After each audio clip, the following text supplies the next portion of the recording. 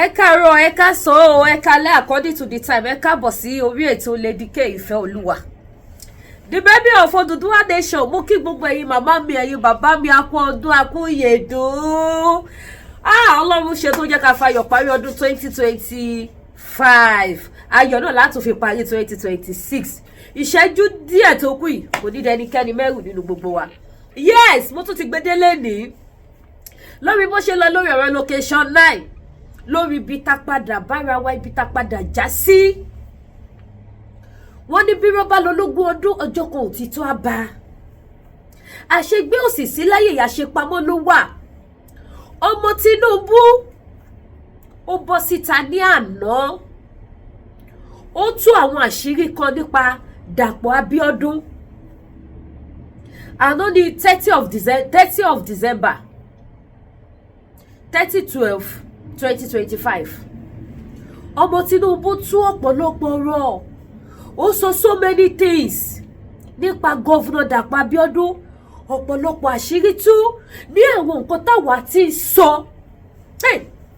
Tí wọ́n ní irọ́ ni ọdún tuntun la tún lọ́wọ́ yìí o. Ṣé bá tún ṣe máa kópa bá ṣe máa ṣe rọ̀mùrọ̀dọ̀ ní 2026 ṣóhun tún nìyẹn.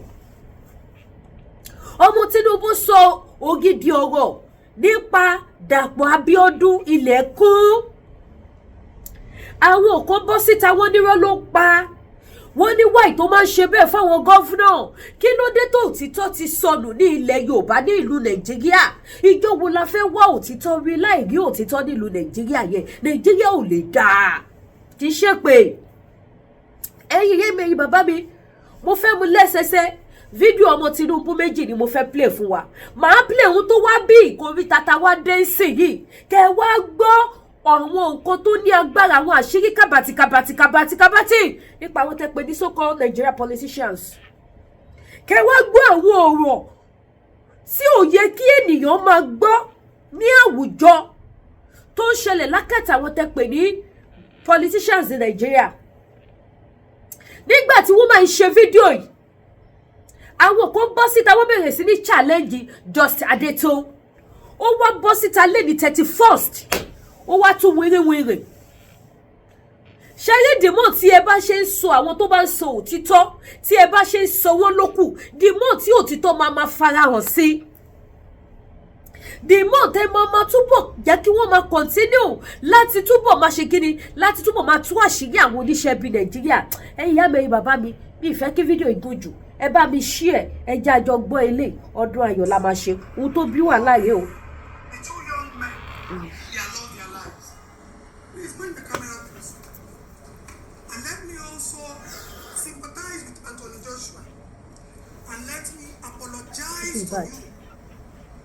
For the kind of disrespectful, unexpected medical response that you received. That is the state of our nation. I've seen the president, I've seen Governor Agbadu, I've seen Songo, I've seen a lot of people post officially commensurating. But I have few questions. Did Anthony Joshua receive the kind of medical response that he should have received as an heavyweight champion that qualifies to be on the social media page of Governor? And even my father, President, has called him. Look at the people that brought Anthony Joshua out from that bus. It must have been okay. But we have further complications, internal bleeding and all of that. Ẹ máa gbọ́ lọ fáfadé yìí tí ohun tó ń ṣe lálá yóò bá yé màá wà láyé wa. Tólókè bá gbà fún ẹ, onílé ò ní padà gbà fún ẹ. Tónílé bá gbà fún ẹ, alálẹ̀ máa jìyẹ bí ìjà. Because everybody has seen me on this social media. The way I have constantly screamed and called out Dapo when it comes to medical facilities. There was no single paramedics. There was no single ambulance. Dapo does not have one qualified ambulance that can get on the highway to rescue anybody. I have worked in this country in different communities more than any governor or more than any first lady. So when I open my mouth to say something, I have the right to say it the way I want to say it because I am talking from my pains and my experience. Therefore, Adabi, how a governor is supposed to put infrastructure in place. You have put infrastructure of Ogun State in place. Alale Abie, sorry, the way those students' blood, that death was inevitable. Even if the ambulance was there, nothing could have been done. Sorry,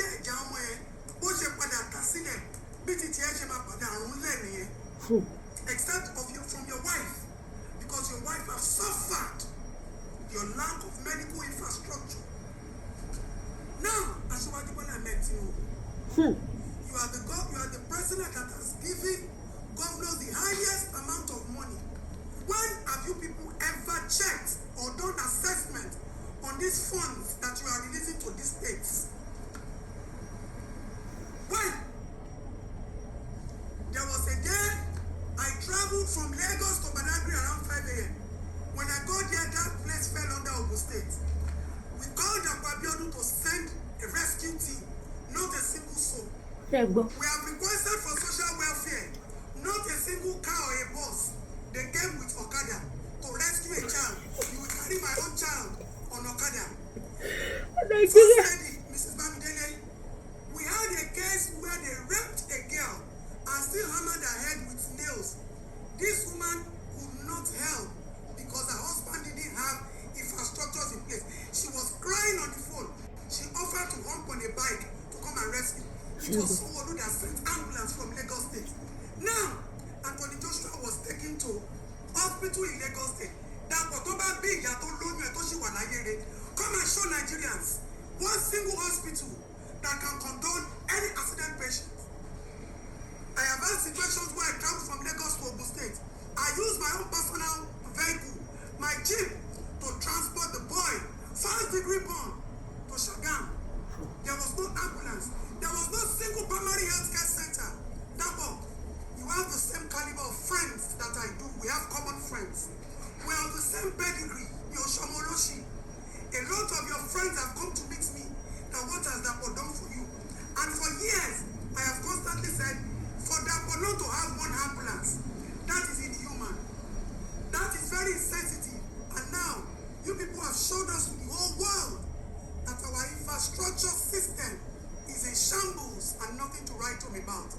Not even a single paramedic, not a single glove, not a single ambulance. Ordinary area boys. Therefore, I hear all the panada. And the Tobalong said, thank God, not the terminal fire. But my baby went there, but I'm not doing but we will not stop telling the truth. Governor Tayo Lofa. Just 1% of the attention. Governor no spiritual power fi attack èèyàn tó ń sọ òtítọ́. Nigeria. Oh my God. To medical facilities in Ogun State. We will not have cases of lost lives, negligence. When I was growing up, by that toll gate, there's always a permanent ambulance there. And federal road safety people. We don't see them anymore. Because you are only interested in infrastructures that will generate funds. All you do is to acquire people's lands. Where is the money? At least I'm giving you to the end of today. Let Governor Dr. Abiodun show on his page. At least show me 5 ambulances, 10 well-equipped ambulances. If I call someone now, I will see 50. Someone and I are not friends. But posterity will judge him well because he has done minor things like this. Dr. Abiodun, President Asiwaju Bola Ahmed Tinubu, send people out to check these governors. All the funds that they have received, where are these funds? Where are this money? You people have disgraced us on the international stage. They have seen that we don't have medical facilities. What a shame to a country who is claiming that everything is being fixed. Dapo Abiodun Olenie. Dapo Ipile Iya lo ma fi jẹ. Ẹ̀yin ìyà ló ma fi jẹ. You have killed so many souls. have ignored so many people. You have shattered so many lives. And this is another one. Anthony Joshua could not receive an ambulance carriage because you don't have one. Shebi, you took him to Lagos Hospital. Let me show Nigerians your hospital. I have worked in all states, so I can tell first class information, the status of our medical system. All of them have to come from Ogun State to Lagos State to receive medical attention. I have more than 700 cases that have the proof, and I will show it if the government decides to probe us. So, thank you for posting Anthony Joshua on your page, yo.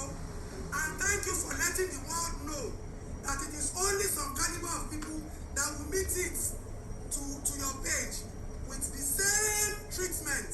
Anthony Joshua, 1 year, our area boys don't pay. Oduoti, what? Dapabiodun, Adapi, if you are giving medical infrastructure attention, the corona way kúrò lórí ẹ. Ilere, òkèrè, Ọlọ́run bá dẹ̀ gbọ́, ó máa láre kú ni. Ẹ̀jẹ̀ máa rùn pa ni. Ó máa nínú sáré ìnira máa dé bá ẹ̀tọ́ ni. Because you are a wicked soul. You are a heartless soul. And all your friends can bear me witness. How we have constantly discussed, but you are just inhuman and you are inactive. You have to be a ole. Ole alágbádá, ole oní suit. Even your wife can testify. Mi ò lè ṣépè fún Aunty Bamidele because she has seen it countless times. I left Badagry. They were calling me for another case in Buruku. I went there with my Land Cruiser got faulty. Dapo could not send an ambulance. Dapo could not send social services. Commissioner of Health has gone to party. Commissioner of Youth and Development, nowhere to be found. All of them, they were giving stories. And we have lost countless lives because of this.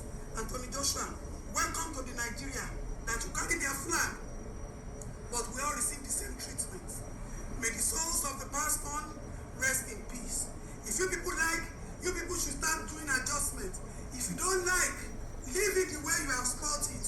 Ṣùgbọ́n nǹkan tó wà bẹ́ẹ̀ ni pé àwọn ọmọ yẹn á jẹ́ dùnyà yẹn, àwọn ọmọ yẹn á gbánú ẹ̀kún yẹn, àwọn tẹ́lẹ̀ tí ìpìtẹ́ torí ẹ̀ ń jí owó that you are stealing our money to go and take care of. Wọ́n lánú àtẹ́kùn yìí náà. Nobody will escape it. This is not about karma. This is Adabi that will play. Now, ẹ̀yin ìyá mi, ẹ̀yin bàbá mi. Ọ̀rọ̀ lẹ́gbọ́ yẹ ohun tó dá gòbè sílẹ̀. Fáǹfààní èyí tí ẹ bá mọ̀, mo máa wá play mi fún yín o tó tún wá ṣẹlẹ̀ lẹ́nìí ní 31st of December. Ohun tó dá gbogbo nǹkan tó ṣẹlẹ̀ sílẹ̀. Anthony Joshua, gbajúgbajà ọkùnrin jẹ̀ṣẹ́jẹ̀ṣẹ́ tó jẹ́ ọmọ Ogun State, òun ló wá sórílẹ̀-èdè Nàìjíríà. Kò sí orílẹ̀-èdè tí wọn ò ti mọ Anthony Joshua, ọmọ Yorùbá ni o, ọmọ Ogun State tó ń ja ẹ̀ṣẹ́, tó ń gbé àwọ́ọ̀dù wálé fún orílẹ̀-èdè Nàìjíríà. Òun ló kó àwọn ọ̀rẹ́ lọ wá sí Nàìjíríà o, lọ ṣe kò gé accident burúkú o. Tá bá sọ fún yín pé gbogbo ẹ̀yin olówó ẹ dìde, gbogbo ẹ̀yin celebrity ẹ dìde, ìyà tó jẹ mẹ̀kúnnù ó máa kọ olówó. Ìyà tó jẹ mẹ̀kúnnù tí gbogbo ẹ̀yin olówó ẹ jẹ́ bá mi ṣí èso yìí. Tí gbogbo ẹ̀yin olówó Nàìjíríà, ẹ̀yin celebrity, ẹ̀yin tẹ́ ní fọ̀tẹ́lẹ̀ kọ́nà, tí gbogbo yín dákẹ́ tẹ́ sọ̀rọ̀, ó máa kàn yín. Ẹ wo bí Nàìjíríà ṣe kọlu Anthony Joshua, kí Ọlọ́run bá wa dé àwọn òkú ọ̀run yẹn sáfẹ́fẹ́ rere, àwọn ẹni ẹlẹ́ni, àwọn innocent people tó tẹ̀lé Anthony Joshua wálé láti orílẹ̀-èdè UK. Àwọn ọ̀rẹ́ tímọ́tímọ́ kò rí kó sùn, wọ́n bá accident yẹn lọ. Tẹ́ bá rí òkú àwọn guys yẹn, ó já jálajàlá báyìí. Mi ò gbọ́dọ̀ fi ẹ̀yà ara mi ṣẹ̀zámpù bó ṣe já. Accident burúkú kí eléyìí kó máa jẹ́ ẹ̀kọ́ fún gbogbo èyí celebrity tó kù. Tó bá jẹ́ pé gbogbo wa dìde láti build ìlú wa, àní bára wa peter bára wa yìí o. Ìlú òyìnbó olówó àti tálíkà ni wọ́n pawọ́pọ̀ ni wọ́n build ẹ̀. Olówó ló tiẹ̀ ń build ẹ̀ jù, tálíkà ń jẹ́ ni. ṣùgbọ́n nàìjíríà ẹ̀yin olówó nàìjíríà kọ̀ ẹ̀ build nàìjíríà ẹ̀ tún nàìjíríà ṣe ẹ̀ wò wípé ìyá nàìjíríà kò lè kàn yín táburú bá ṣẹlẹ̀ lù yẹn kò lè kàn yín nítorí ẹ ti lówó ẹ ti nífọ̀ ẹ ti lè kọ́nà. gbogbo àwọn Burna Boy àwọn Qdot àwọn Wizkid àwọn Tiwa Savage àwọn Davido àwọn Lamide àti bẹ́ẹ̀ bẹ́ẹ̀ lọ àtàwọn tó tún wá ṣe fíìmù ìjẹ́ igi kí wọ́n dìde láti jà fún àwọn mẹ̀kúnnù nàìjíríà. wọ́n ti ríra wọn nígi olówó wọ́n ti ríra wọn nígi gbajúmọ̀ wọ́n ti ríra wọn nígi celebrity. wọn ò mọ̀ pé tí olówó bá dé láti gbé ìjà mẹ̀kúnnù olówó á wá omi ojú kò ní rí. ohun tó ṣẹlẹ̀ sí Anthony Joshua nílùú nàìjíríà ohun tó burú ni ìbànújẹ́ burúkú ni. àwọn ẹni ẹlẹ́ni tó kó wá láti ìlú àjòjì wípé kọjọ wá ṣe ayẹyẹ ọdún ní ìlú ẹ̀ òkú wọn já jálajàla sí títì báyìí wọn ò rí ambulance kó tètè wá páàkì ẹ̀. Anthony Joshua fúnra ẹ̀ tọ́lọ́hún ní pé kó yé àwọn ọmọ ọ̀tá ló yọ ó ní iye hours iye minutes tí wọ́n fi ṣe fídíò pé Anthony Joshua ní sẹ́ gbogbo fídíò yìí láti rí ṣùgbọ́n kò ṣe post. Anthony Joshua ní sẹ́ ẹ̀ ó celebrity tí gbogbo àwọn ọmọ ọ̀tá gbogbo wọn wà bẹ́ẹ̀ oníkálukú bẹ̀rẹ̀ sí ní ṣe fídíò ni wọ́n ń ṣe kò sí emergency 911 kó wá rescue wọn. àwọn road safety tó débẹ̀ mo fi ojú mi rí fídíò ní ẹ̀yìn èèyàn kì í ṣe pé wọ́n sọ fún mi ṣe làwọn road safety ni wọ́n gbé àwọn ike tó já lára àwọn mọ́tò yẹn wọ́n fi bo orí ìkan nínú àwọn tí Anthony Joshua mú wá torí ti fọ́ pẹ́tẹpẹ́tẹ ọrùn já jálajàla ẹ̀ tẹ̀ lè dá orí mọ̀mọ́ gbogbo ẹ ti di jálajàla bí ìgbà tó bá já ẹ mọ́ chakachakachakachaka báyìí ni gbogbo ẹ já jálajàla sí títì. ike ni wọ́n fi cover ẹ̀ kò sí pé káwọn fúnra wọn gan kí wọ́n sáré pé ambulance pé kó sáré wá páàkì àwọn kiri ṣe lọ́ọ́ da kébù síbẹ̀ tó ní kálukú wá ń ṣe fídíò wọ́n pé ọ̀gá àwọn road safety kí ló dé tó fi pè wọ́n ní road safety ọwọ́ ṣe ọ̀gá o. Anthony Joshua ní sẹ́ Anthony Joshua ní Anthony ní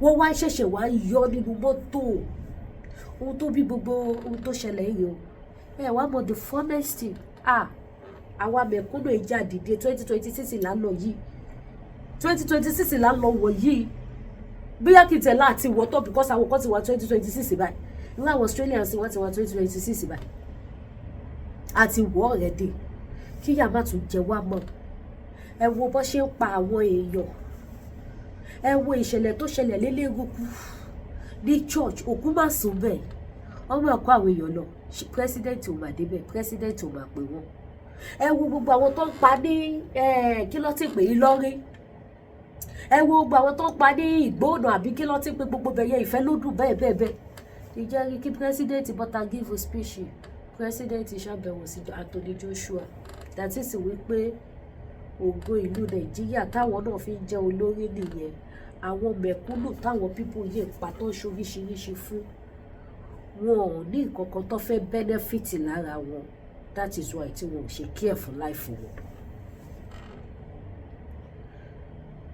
ibi tó tún wá wọ̀ sí dé Anthony Joshua bá ṣe sọ̀rọ̀ yóò wà ní UK tó lọ gba treatment o tó ti fún ní proper treatment kò rí treatment gbà ní ìlú ẹ̀ fèlè ẹ̀ ìlú ẹ̀ jẹ́ kó pàdánù àwọn ọ̀rẹ́ tímọ́tímọ́ àwọn ọ̀rẹ́ tí ò ṣọ̀rẹ́ 10 years tó jẹ́ wípé ó dìde sọ ó dìde give a speech ó nítorí àwọn ọ̀rẹ́ ìsìn òun ò lè ja ẹ̀ṣẹ̀ mọ́ láyé òun ó ní because kò síbi tóun bá ti fẹ́ lọ ja ẹ̀ṣẹ̀ kò sí country tóun bá fẹ́ lọ àwọn people yìí máa wà pẹ̀lú òun ni tó máa dúró ti òun ó ní báwo lòun ṣe fẹ́ gun orí ríǹgì sí tóun ò ní máa rí fèsì wọn tóun bá lè jẹ̀ṣẹ̀ ṣe ń pé Nàìjíríà ti lose ogun kan bẹ́ẹ̀ ẹ wá já wá gbọ́ oríire tó wá ṣẹlẹ̀ for today ẹ bá mi share ètò ẹ bá mi kọ opinion yín ọdún tuntun la wà yìí ẹ bá ń kọ sí comment section kélédùmarè kó ṣàánú wa eléyìí kọ́ òun lélẹ̀ ó yá mo ti ń gbọ́ lọ ó yá. Good morning, fellow citizens of Nigeria. My name remains just Adito. Yeah. All right, so I posted a video yesterday concerning Governor Dapo. And then before I go on with this video, I want to sincerely apologize to you that you are watching this video. Everybody share I so think I yeah, owe you more explanation than what I have been I giving do you. Because I see that people on social media only react to what they see. But we react to what they bring to us and how we can help and how far we can go helping. Now, I said that Mabiodu does not have any ambulance. And I want you people to understand that. Ẹni bá sọ tó wọ́n tún máa àtàkì ẹ̀. Iye gò tí ẹ jẹ́ kó bàbíjẹ́ lọ́tọ̀ Nàìjíríà. Countless opportunities to prove himself. So because I don't come to social media to, post how far we go to make the government accountable and responsible does not mean that we are not doing anything. Activism or advocacy or social welfare or taking care of children, securing their future is not a competition. It's about we knocking doors and the doors will open and people benefit. People say, yes, I am APC wife and I still support them or what? I am more connected to APC from my mother's side and my father's side than Larry Adeni that I'm married to. Larry Adeni, before I married him, worked with Lagos State about 10 years ago. So as at the time I married him, he was not even working for Lagos State anymore. But I have always used my connections to open doors for public benefit. If there's any politician that will say that I, Adeto, have come to their office to bring any single proposal for my personal self or any to come and seek for any funds for my pocket, let that politician come out. Dapabiodun, I have chatted you personally. Your wife and I were from the same hometown. You know my family. You stole my father's land. You sold my father's estates. So it's not as if you don't know me. So many times I will call Dapo's wife. The woman will be in tears because she can't help. So many times we have needed ambulance, they never provided. There was a case we did where a girl was sexually molested and they still hit her with hammer. She was on the phone with me on video call. That hospital was on strike, Sango. There was no single doctor. I snapped the case file. I sent it to her. We were brainstorming. How do we help? Lagos State called me. We had to contact Lagos State. I insult Jide Sanwo-Olu more than any governor in this country. But you will call Jide Sanwo-Olu and Jide will still respond. We still fought 2 few days ago.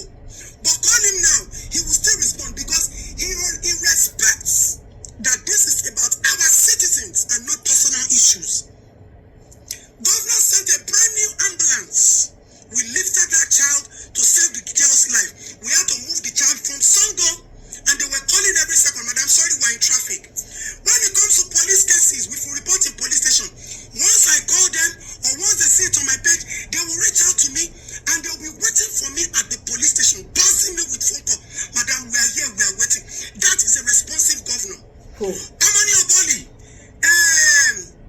what do you call her name? Bam Bam. I was abroad. They called me in the middle of the night that a woman wanted to commit suicide. I picked up my phone in the middle of the night. I called the BAM sec. She picked up my phone. They sent police people there to rescue. That is what Adeton is. That is who I am. I want to be able to call anybody for public service and you respond. Not that you be feeling big. Even as Shiwaju will insult him and he still responds. So who the hell are you, Dapo? Who the hell are you, Dapo Abiodun? Who the freaking hell are you? I put personal sentiment aside. And when we need to protect our children's life, anybody knows me. I don't joke with it. Nigeria. A girl was sexually molested. That place took us about 3 hours from Ikorodu to get there. That place was under Ogun State. That Abiodu's wife still went there. She's not doing this in the capacity of a wife of a governor. And the wife as a mother. We call ourselves. We help ourselves. We support ourselves. That is our affiliation to the government. Okay? Oh yeah. Say bye-bye to mommy. So many cases. Photo, how many cases have I called? A child was beaten in school and the boy died. The students were telling me when I got there, very far place. They rolled the boy's body out. No single ambulance could help. The children there were telling me that if this was Lagos, they would have seen a number to call. Photo, which day did you print this response call? How many cases? If I have not done cases in Ogun State this year, I have done about 700. Sure, but 700 this state to go. Never for once.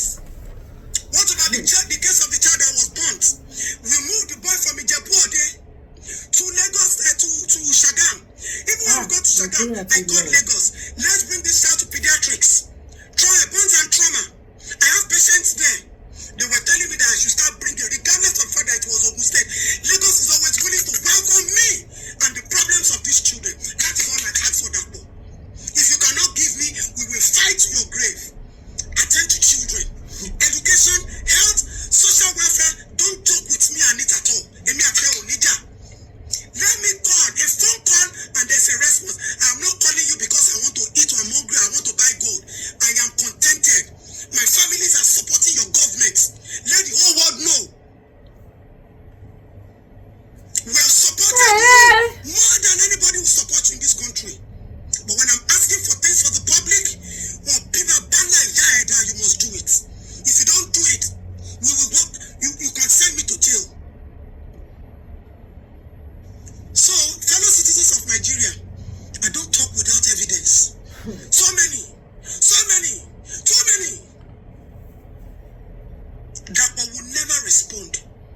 Educational, even his Commissioner of Education, we had to fight before we became friends. And those ones now, they will say, Madam, just call us. And there's another. Hey, she's not around, she's in America, but let us see what she can do. Social welfare, we went to rescue somebody. We are sending Okada to come and lift the patient from Lagos to Badagry. Dapo, how can you be so heartless? How can you be so insensitive? For like a girlfriend, I don't go for. Two people should not push me to open my mouth. I don't like to stir public anger.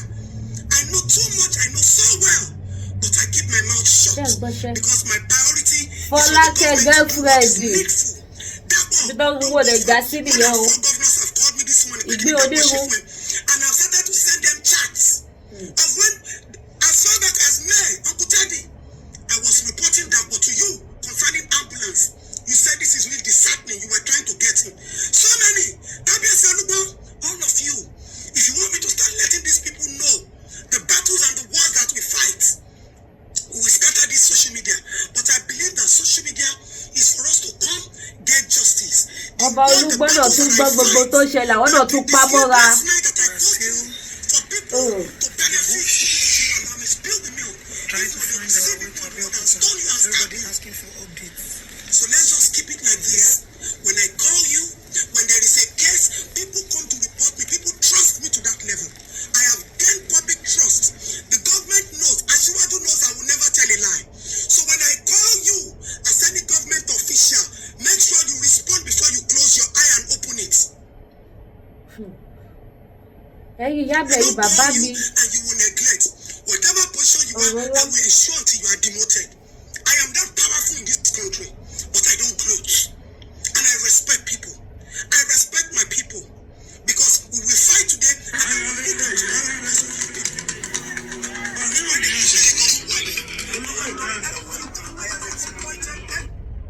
Ẹ̀yin ìyá bẹ̀rẹ̀ bàbá mi, ẹ jẹ́ ká pọ̀ sẹ̀ síbẹ̀ yẹn ó sì kú o. Ọmọ Tinubu ń ṣò gbogbo bó ṣe lọ pátì pẹ̀lú àwọn èèyàn ńláńlá Nàìjíríà yẹn kọ́ la fẹ́ jẹ́ àti rí fact point ta fẹ́ dìmọ̀ àti dìmú. Tó bá yá ẹni gbogbo nǹkan tó ń ṣẹlẹ̀ ní Nàìjíríà àwọn ọba wa náà mọ̀ sí, wọn ò gbọ́ sí, kí ló kàn wọ́n? Àwọn tí wọ́n gbọ́ sí kí ló ṣe? Ẹ wo kábíyèsí ọba Olúgbọ́n Jọ́sádé tó ń pè wọ́n láìmọye ìgbà pé ẹ bá gọ́fúnà ìlú yìí sọ̀rọ̀ kó wá nǹkan ṣe, ambulance, ìtọ́jú àwọn ọmọ kékeré, báyìí kásá báyìí káwòdì, wọn ò ṣe anything. Nàìjíríà mo kàn ń wo ọjọ́ iwájú Nàìjíríà ibi tó lọ because nísìn ṣé mo pé àwọn èèyàn rántí pé àwọn ìyà kan tún wà tó ń jẹ wá nínú Nàìjíríà yẹn yàtọ̀ sí ti Boko Haram. Ṣé rí ìyà tó lágbára méjì tó ń jẹ wá ní Nàìjíríà? Boko Haram àtàwọn Nigeria politicians. Inú àwọn èèyàn dùn sí pé àwọn tí ń ṣẹ́gun àwọn Boko Haram lọ díẹ̀díẹ̀.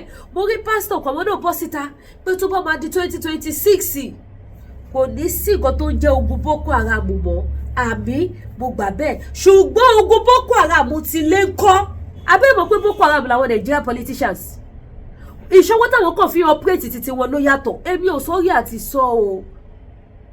Boko Haram terrorists làwọn Nigeria politicians báwọn kàn ṣe ń ṣe titi wọn ló yàtọ̀ sí ti tàwọn tó kàn pààyàn tí gbogbo ayé rí. Àwọn pààyàn l'underground díẹ̀díẹ̀. Ẹni tí òrówó jẹun tí yèbí lù pa, ẹni tí ìjọba dínà àtijọ́ àti mọ́mọ́, ẹni tí ìjọba wọlé mọ́ lórí tó ṣàìsàn tí rònú bá títí tó fi kú, ṣáwọn náà ṣe terrorist? Ẹ sọ fún mi, ẹ bá ń kọ sí comment section, ẹ jẹ́ rí comment yìí, ẹ jẹ́ rí like ètò yìí, ẹ bá like ètò yìí. Gbogbo àwọn tó sọ pé ogun Boko Haram ti ṣe, ogun Boko Haram ti ṣe, tí ogun Boko Haram Tinubu bá ṣe, tinú ìlú tó jẹ́ àwọn ìjọba yẹn kọ́ ẹ̀yìn èèyàn. Àwọn èèyàn ti gbé ọ̀rọ̀ gbogbo nǹkan táwọn ìjọba Nàìjíríà ṣe fún wa, wọ́n ti gbé sẹ́gbẹ̀ẹ́ kan sìn. Wọ́n ò rí owó sanwó kó pẹ̀ mọ́ Boko Haram o, Donald Trump o, ìyédè làwọn èèyàn dẹ̀ sọ nísìn. Ẹ mọ̀ wípé ogun lé ló pe tìta wá ni. Ogun àwọn Nigerian politicians òun ló pe tìta wá. Ogun tí léyẹ tí ò bá dé ṣẹ́ tìta ò lè ṣẹ́ tán. Gbogbo àwọn Nigerian politicians bàbá Ọbásanjọ́ sọ̀dà wípé tó bá fẹ́ kí Nàìjíríà kó da àfi kó pa gbogbo àwọn. Bàbá Ọbásanjọ́ sọ bẹ́ẹ̀ náà. Bàbá Ọbásanjọ́ sọ bẹ́ẹ̀. Pastor Túndé Bákàrè náà sọ bẹ́ẹ̀. Ó wà lórí YouTube mi àwọn program tá ṣe ní LDC ẹni mo kú gbé fídíò wá ní ẹ̀rí ọ̀rọ̀ rẹ̀ pẹ̀lẹ́ rí ni. Pé tó bá fẹ́ kí Nàìjíríà kó bọ́ nínú ìgbèkùn, kí ogun má jà wá mọ́, kọ́kọ́ àwọn èèyàn ti ẹ̀ balẹ̀, ó tó gbogbo wọn kan wà ò lè balẹ̀ bákan náà, but káwọn èèyàn ṣàtẹ̀ní fọkànbalẹ̀ díẹ̀. Ó láàfi kí wọ́n pa gbogbo àwọn. Pastor Túndé Bákàrè náà fi kọ́ pa gbogbo politicians, kọ́ dẹ̀ pa gbogbo àwọn top pastor ní Nàìjíríà lè gbà ìtúsílẹ̀. Bàbá Ọbásanjọ́ náà fi kọ́ pa gbogbo àwọn Nàìjíríà politicians pátá lẹ lè fi bọ́ nínú ìgbèkùn. So kẹ́ lè tètè máa mọ̀ wípé ogun Boko Haram tó ń ṣẹ́ yẹn, ogun out of 900%, 10% ogun ló ń ṣẹ́ ní Nàìjíríà lọ.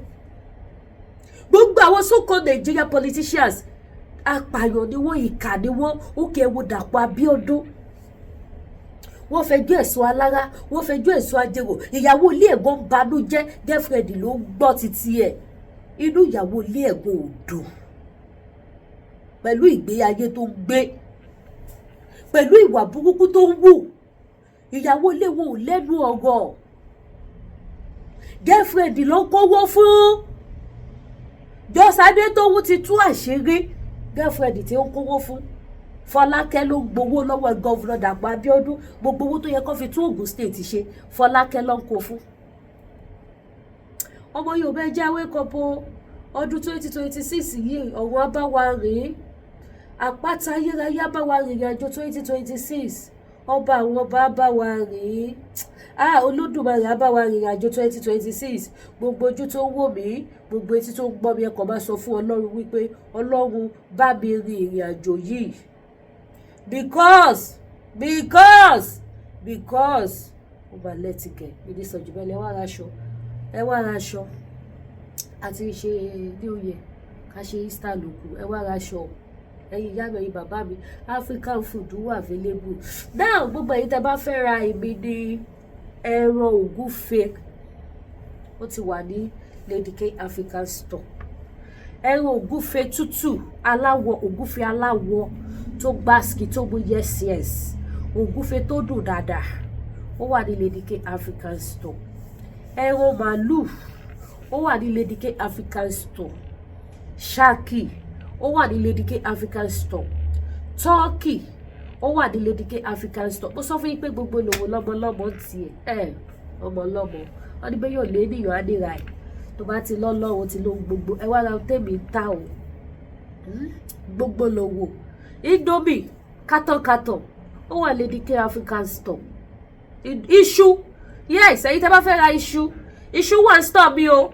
Máa fi gbogbo ẹ̀wọ̀n yìí ẹ lè mọ̀ pé no before mouth o. Gbogbo lòwò. Tẹ́ bá fẹ́ jẹ rice, rice náà wà. Mo ṣáà rántí gbogbo ẹ̀ ní kọ̀ọ̀kan. Rice wà. Ẹ̀yin tẹ́ bá fẹ́ kó pé èlùbọ́ iṣu ó dà pé ó ti tán, but èlùbọ́ gẹ̀dẹ̀ wà. Èlùbọ́ iṣu ti tán, èlùbọ́ gẹ̀dẹ̀ wà. Gàrí Ìjẹ̀bú ó wà, gàrí yellow ó wà, fufu flour ó wà, rice flour ó wà, wheat ó wà, bẹ́ẹ̀ soya beans powder ó wà, beans powder tẹ́ máa fi ṣe àkàrà àti mọ́mọ́ ó wà, custard ó wà, ògì ó wà, tapioca ó wà, gbogbo lówó títí dórí àwọn milk, àwọn pig milk, gbogbo ẹ̀ ni mo ní ní Lady K African store. Ẹ̀yin mọ́mì bẹ̀yìn dáàdì bẹ̀ wá patronize mi kí n lè rówó ra àwọn hanger tí máa fi to àwọn ọjà yẹn sí, màá lè máa display ní àwọn ọjà mi wà mo kàn kó wọn jọ sí carton ni àyímọ́ ni díẹ̀díẹ̀ ó máa dodidi. Ẹ wá rajà so that màá lè ra gbogbo àwọn kíní chef tí máa fi máa tó gbogbo àwọn so many things ẹ lè máa rí dáadáa. Gbogbo nǹkan ní wà slanty bó ṣe wà slanty káàkiri everywhere a lè ṣe kíni a lè jọjú. Àwọn tàdé tí rí nǹkan fi tò sí náà máa máa display rẹ̀ fún yín. Ẹ wá ra ohun tí mò ń tà ẹ jọ ẹyin tẹ láwọn èèyàn sí ní Canada. Hamilton ni mo wà 76 Whitehall Street, Hamilton downtown. Irú wà, ẹ̀gúsí lílọ̀ ó wà, ẹ̀fọ́ ó wà, ewédú wà. Gbogbo tẹ́ bá ti fẹ́ máa bọ̀ wá sí Lady K African store. Epo pupa ó wà, golden mọ̀ ó wà, ọṣẹ ìwẹ̀túrà ó wà, dúdú osùn ó wà, rub ó wà, àbólíkí ó wà, fix ó wà, gbogbo kọ́tẹ́ lè fi ṣerú, àwọn wíìgì lóríṣiríṣi jewelries gbogbo ẹ̀ ló wà ní Lady K African store. Ìdí nìyẹn tí mo fi pè ní African store. So gbogbo nǹkan tẹ́ bá ti ní tó ti jọmọ́ Africa gbogbo ẹ̀ lẹ́ máa bá bí. It's a matter of time kan ṣé gbogbo ibi làwọn shinap alómọ gbogbo ẹ̀ pátápátá gbogbo ẹ̀ ló máa wà store, gbogbo ẹ̀ ló máa wà ń bíbà ilé agbára títí Ọlọ́run. Ẹni bá wà lókun bí mo ṣe fẹ́ ṣe, ẹni tí ó ń bínú iṣẹ́ rere mi 2026 yìí ẹ wo bí ẹ̀yin ọ̀tá mi, ẹ̀yin tẹ́ bá ti jẹ́ ọ̀tá mi ò mọ̀ yín, Ọlọ́run mọ̀ yín o, ṣùgbọ́n mo sọ fún Ọlọ́run tó mọ̀ yín pé kó ṣàbá mi pa yín because èmi ò jagun mọ́. Ṣé ilé ayé ìyàwó ọ̀tá kan wà tó jẹ́ wípé àfi kí ọkọ máa gbàdúrà pé Olúwa pa wọ́n. Ẹ bí wípé kí nìdí tó bá sọ pé Olúwa ṣẹ́gun wọn fún mi, tó bá for example kó jẹ́ pé ogun ẹ̀fọ́rí ló fi bẹ ẹ̀jà, tó bá ní Olúwa ṣẹ́gun fún mi, ṣẹ́ ogun tọ́ta mi gbé dìde sí mi, Olúwa bá mi ṣẹ́. Tọ́lọ́run bá ṣe ń ṣe ogun ẹ̀fọ́rí yẹn, ọ̀tẹ̀ máa mọ̀ pé ogun ẹ̀fọ́rí yẹn ti ṣe o, á tún náwó mú ẹ nínú, á tún fogun ní rúru bẹ́ẹ̀ jà. Mo ṣe example ni o, kẹ́lẹ̀ mọ́ báwọn ìkà yẹn ṣe operate o, and me I'm tired of gbogbo yẹn. Ikú ló dẹ́kun tí mò ń gbà ládùúrà fún. Èmi ò mọ àwọn ọ̀tá mi mọ̀ wọ́n, mi ò mọ̀ ọ̀tá mi, ṣùgbọ́n wọn tó bá ti mọ̀ pé ọ̀tá mi ní ẹ mọ̀ wípé ikú ẹ ni mo sọ fún Ọlọ́run pé ó gbọ́dọ̀ pa ẹ́ fún mi ní 2026 yìí, ó dẹ̀ máa kú. Àfi tí ó bá sí òní máa ń jẹ̀mú mọ́ lórí ìtẹ́ ló kù, ló ò ní kú. So wọn tó bá ti fẹ́ kú má jọ ọ̀tá mi o, èmi ò ṣọwọ́ wọ́n tí mo wà 2026 tí mo lọ wọ̀ yìí, wo ojú fún ojú ẹ̀jẹ̀ fún ẹ̀jẹ̀ ni máa kanra mọ́ yín ni. Ẹ̀yin èèyàn àwọn ọ̀tá kan wà èèyàn ṣíjú àánú wọ̀ wọ́n o. Tẹ́ bá ṣe mú wọn lọ́wọ́ bá wọn máa bọ̀ òrùka, bẹ́ẹ̀ bá ṣe mú wọn lórí wọn á máa yọ bọ́rọ́, bẹ́ẹ̀ bá ṣe mú wọn lẹ́sẹ̀ wọn á yọ bọ́rọ́ síbòmí. So ó bẹ́tà kó kúkú kú kó lù ẹ́ nísinmi. Mi ò jagun mọ́ láyé ti tèmi, ẹ̀yin tẹ́ ìwọ́ mi nǹkan ẹ̀yin náà jagun mọ́ àbí good. Àdúrà ikú ló dẹ́kun fún wọn. So gbogbo tẹ́ bá fẹ́ máa bọ̀ wá sí Lady K African store, tó bá dẹ̀ yá àwọn spiritual something náà ni gbogbo ẹ̀ wọ́n ẹ̀ṣẹ̀ ṣe àwọn iṣẹ́ kan sí for new year.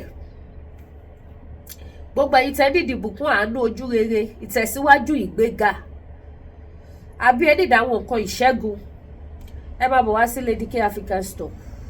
Àdúrà gbogbo wa máa gbà lórúkọ Jésù. Ṣé ilé ayé yìí kò ṣeé dúró wò? Mo sọ̀rọ̀ kan lẹ́ẹ̀kan, mo ní tí ó bá fi ogun inú ríru bẹ́ẹ̀ jà, tó bá gbàdúrà Olúwa ṣẹ́ ogun tọ́ta mi gbé dìde sí mi, tó gun inú ríru tó gbé dìde sẹ́yẹ tó bá ṣe ṣẹ́, á tún náwó mú ẹ lórí, ọkọ náwó mú ẹ lẹ́sẹ̀. That is ilé ayé. That is why tó yẹ pé èèyàn gbọ́dọ̀ jókòó tẹ́tẹ́rẹ́tẹ́. Mo ti wọ iṣẹ́, mo ti wà okay, àbí owó wà lọ́wọ́ mi, àbí ọkàn mi balẹ̀. Ibi kan máa wà táwọn olórí burúkú ìka ènìyàn, àwọn ẹni bí èèyàn yìí tó ti máa ṣe kí tó ti máa dáná yáyọ̀. That is why tó yẹ pé èèyàn gbọ́dọ̀ jókòó tẹ́tẹ́rẹ́tẹ́. Bíbélì gan sọ ní búburú ní gbogbo ọjọ́, nítorí náà ká máa fi àdúrà ra ìgbà padà. Ó ní wọ́n máa ti wá gidigidi ká máa kó lè ṣubú, ṣùgbọ́n òun Olúwa á ràn wá lọ́wọ́. Ọ̀dọ̀ wo ló fẹ́ gbọ́ ràn wá lọ́wọ́? A máa sọ̀rọ̀ síta ni, a máa pe bàbá lórí ìtẹ́ni, a gba àdúrà, a gba àwẹ̀. That is the only way o tólúwẹ̀ lè fi ṣẹ́gun ayé. Ayé kún fún ogun. Ọlọ́run ti fi gbogbo ìyànjú ayé ìwọ̀n wá. Òun ló ṣe jẹ́ pé bíbọ̀ tá à ń bọ̀ nínú ayé a wá tibitire ni, láti lè jẹ́ ká mọ̀ wípé inú ayé ta wà yìí àwa àti ibi lájọ wà ń bẹ̀. Àwa àti ibi lájọ wà nínú ayé ọkọ Jàmídé ó yẹ ẹ park ẹ wò àríyìn jù bẹ́ẹ̀ lọ ọjà mi dé rẹ́bà yẹn wò pé ṣé mo wà ní stand mo tún ti lọ post office wọ́n ti mọ̀ pé mi ò kí pẹ́ báyìí pírúrú mo ti fò lọ post office àwọn akọ́kọ́ yọjú wò mí báyìí pé ṣé obìnrin wà bẹ́ẹ̀ so bó ṣe jẹ́ nìyẹn ẹ bá mi ṣí ètò Odùduwà Nation no going back 2026 ọdún ayọ̀ ló máa jẹ́ fún wa ọjà wa tún ti dé ó dàbọ̀.